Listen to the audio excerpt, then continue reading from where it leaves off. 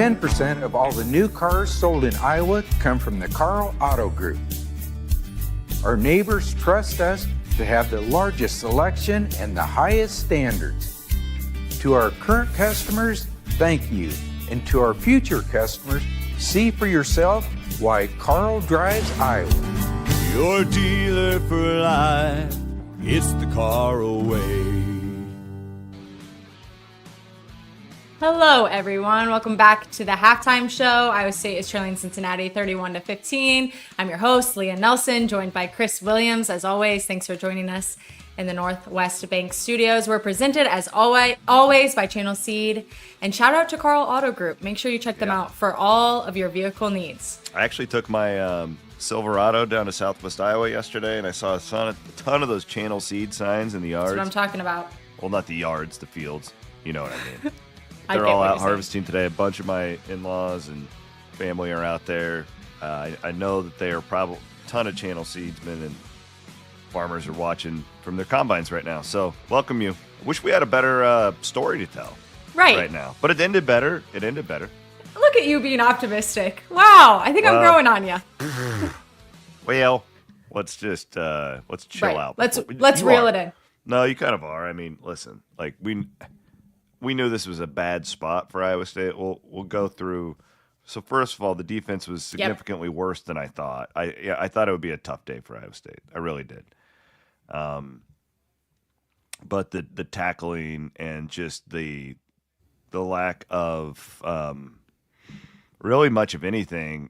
So Iowa State in general plays a very passive defense. They don't play an aggressive style. They play off the ball. They're constantly dropping 8. But today, man, Cincinnati, it's like they have them on skates. It reminds me so much of watching the first half against Kansas last year, if you remember that game in Arrowhead Stadium. And it was just a debacle. And that's what it looked like. You look at the box score right now, 8.8 yards per play. Honestly, Iowa State's offense has been really good. It's just it hasn't felt like that because they couldn't put balls in the end zone in the first quarter. Iowa State's averaging 4 yards per play, so that's really good too. We thought all week that this would be a who can outscore the other team game. Cincinnati's been able to do that, and I'll tell you why. And the biggest thing, other than the just sheer lack of being able to do anything defensively, is the penalties. Iowa State's just been brutal when it comes to that. Even on like the first drive with Cincinnati, you have an offsides. Instead of a 3rd and 8, you give them a 3rd and 3. You give them an automatic first down. I guess. The next one, you had a illegal substitution. There's been holds on big plays. Iowa State has just been really, really bad at shooting itself in the foot today. And in my both defenses has been bad. Iowa State's been worse, but Cincinnati came out with more energy, and they've just done the little things so much better than Iowa State has. I feel like Iowa State, Leah, watching, it feels like this game should be a bigger differential on the scoreboard. To me, it doesn't feel like a 16-point game. No, so, it really does. Iowa State gets the ball at halftime. Look, yes. So should we bring Jake in? I'd love to. Jake is in Cincinnati. I know he's waiting. I know he's just waiting, eager to get in here. What are you seeing, buddy? Freaking hot. It sucks. Our pets' heads are falling off. It's hot. I can tell Jake's in a bad mood. I can just see it in his eyes. No, I'm good. The holes that I've seen out of the Cincinnati offensive line have been some of the biggest that I've ever seen while covering football. Doesn't it remind you of Kansas last year? It did, and I tweeted that out, and then when you said that, I went back and looked at the box score last year. What happened in the Kansas-Iowa State football game at Arrowhead Stadium last year? Iowa State scores right before half, cut it to 31-13. Today it's 31-15. Iowa State got the ball out of half last year, turnover on downs. If Iowa State can come out and score a touchdown, this is still Cincinnati's ball game to win by a lot. It would take a near-perfect second half, but Iowa State, with maybe a good break on that last drive, by scoring, got themselves in a position to where it's not manageable, but it's not impossible. I'm no football guru. I try and act like one. It'll be really interesting to watch the first couple of series back. I hope they don't help the corners as much as they tried in the They first don't need half. to. Quentin Taylor was pretty good. That's what Trey I Bell thought, got too. beat, but it was Trey got beat on the one. It was a beautiful throw, beautiful We're catch. on the same page, buddy, because I think what happened early, I think the tape will show us when we go back and watch back that they were creeping safeties over. And because that Iowa State's safeties are always such a huge part of the run stop. And that was my worry when you lose 2 corners. Losing 1 is a different thing. Losing 2, now you've got to creep over and help both of them. And I think they probably, because since he has good receivers and they have a good quarterback, I think they probably overcompensated for that at the beginning. And I just, what do you do if you're out? You just have to be aggressive on defense. And if you get burned, you get burned. Like, I would rather them score on a 70-yard play than suck away a 5-minute drive at this point anyways. I 100% agree. And I think if I would have told you that Brendan Sorsby was 10 of 19, 126 yards, Rocco was 12 for 15, 80% completion percentage, this game probably would have been like, wow, Iowa State's up big. But I think Cincinnati, to their credit, had a really smart game plan of, we think Iowa State's probably going to overcompensate for losing Tez, losing Cooper, and they're going to assume that we're just going to attack them downfield over and over and over again, so let's punch them in the throat. And that's what they've done nonstop. If they have a run play that's not a first down, I'm shocked. That's how extreme it was this first half. Massive holes. Yards per rush. So, yeah, every run has been a first down, essentially. And the linebackers, I think they're getting a lot of the flack from what I've seen on social media. It's hard to be a linebacker when the Cincinnati offensive line is eating up the D-line and getting to the second level before the running back even hits the hole. That was probably the worst half of the year for Dominic Orange, too. I don't know if he's still hurt, but you're used to watching Big Citrus take on 2 or 3 guys, and he simply wasn't doing that. Angles were bad. And Jake, to me, it just felt so passive. And this is always a complaint when you watch Iowa State's defense. I understand it.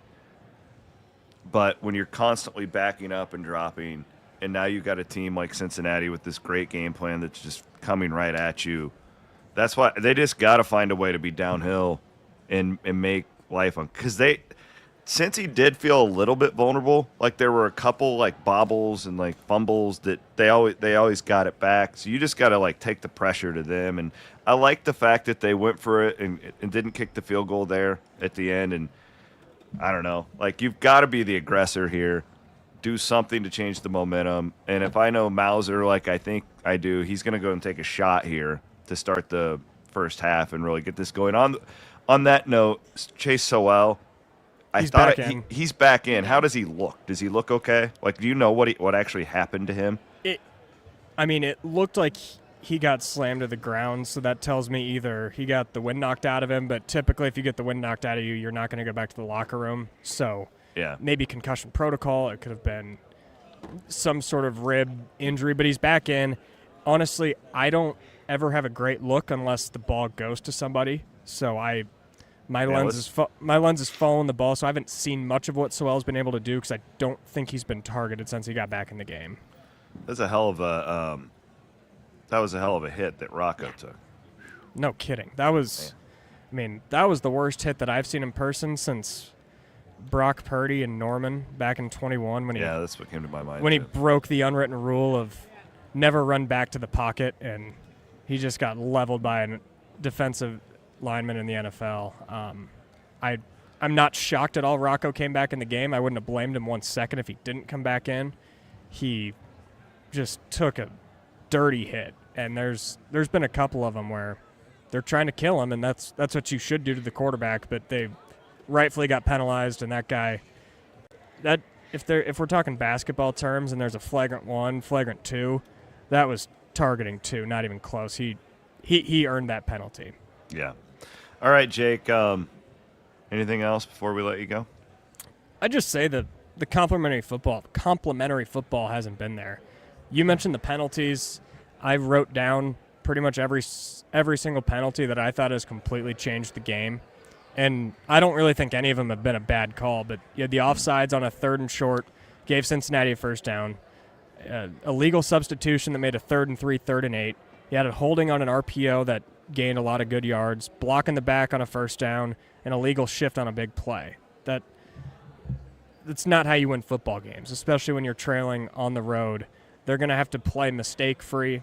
They're going to have to play turnover-free, probably create a turnover, and you can't leave any points, any yards out there. Thanks, buddy. Get out of here. Thank you. Back to the How The hot hotness. is it on that field? It's really hot. It's the hottest I've been at a football game this year, hotter than South Dakota. I wasn't at the Arkansas State game, but there's no wind. It's built into the ground. Think if Carver Hawkeye Court or whatever was a football field. It's built into the ground. There's no wind, so it's steaming down there. That's what concerns me for the second half. If Dom Orange didn't play a good first half, I don't know what that conditioning and stuff is going to look like in the second. That's why I just think you have to get aggressive. There's no way these linemen are going to flip. I just don't see it happening. You got to get some linebackers down there and get after them. And we didn't even mention this too. You can get out of here, Jake. Thank you. Go back. Go get some water or something like that. God, he's depressing me. Sweaty. No, the whole thing playing without a kicker is. I mean that kick looked fine by Chase Smith, but it was just off. But then at the end, going for two, I don't know where they're trying to tell us, but it's certainly an interesting spot Iowa State is in right now. I'm just glad Rocco came back in because I was thinking when he went down, I'm like, oh no, you're gonna lose your quarterback too. Oh Yeah, couldn't have gotten much worse than that. But hey, the score is better than kind of how it feels. So. I feel like crap, and I feel really good that it's even a game right now. Look at that. I don't think you're alone in that feeling either. It seems like that's what social media has been saying too. I'm sure social media has been very cordial and positive. Amazing. Oh, as always. Well, I hope that all of our farmers, I mean it, this is This is a sincere. big weekend for that. Yeah, I hope you guys are being safe out there and enjoying our content, and we'll be on right after the game, hopefully with one of the great turnaround victories in Iowa State history. Lots of smiles and happiness. All right. Thanks, Leah. Chris. Appreciate you.